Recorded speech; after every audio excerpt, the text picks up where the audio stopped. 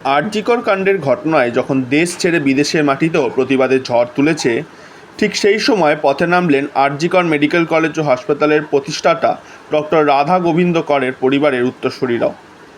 তাদের দাবি, সুবিচার না মেলা পর্যন্ত প্রতিবাদ চলবে কর পরিবার সদস্যদের। 1886 সালে এডিনবার্গ বিশ্ববিদ্যালয় থেকে ডাক্তারি পাশ করে কলকাতায় ফিরে ডক্টর রাধা গোবিন্দ কর গড়ে তোলেন এশিয়ার প্রথম বেসরকারি হাসপাতাল ক্যালকাটা মেডিকেল স্কুল। রাজ্য সরকার অধিগ্রহণ করার পরে তার নামকরণ করা হয় আরজিকর মেডিকেল কলেজ ও হাসপাতাল।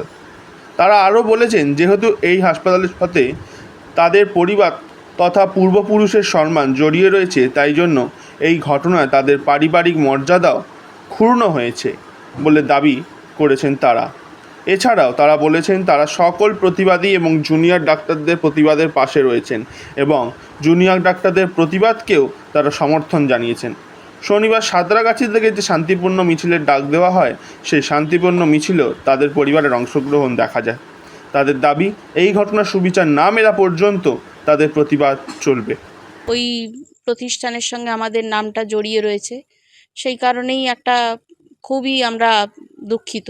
যেভাবে কলুষিত হলো নামটার সঙ্গে, সেটা খুবই নিন্দনীয়। ডাক্তাররাও যেটা ধর্মঘট ডেকেছে সেটাকেও অস্বীকার করা যায়। তাদের কলিগ যদি এইরকমভাবে নৃশংস হত্যা হয়, তাদেরও তো একটা প্রতিবাদ জানানোর ভাষা আছে, তারা সেইভাবে জানাচ্ছে।